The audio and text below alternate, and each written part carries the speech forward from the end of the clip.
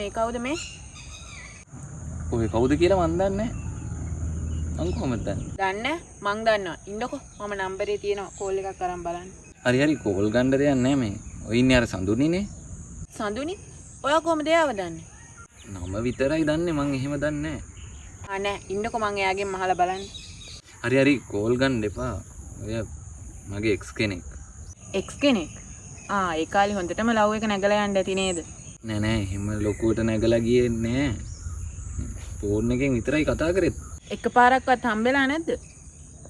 එහෙම ලොකුවට නෑ. එකපාරක් වගේ හම්බෙලා තියෙන්නේ.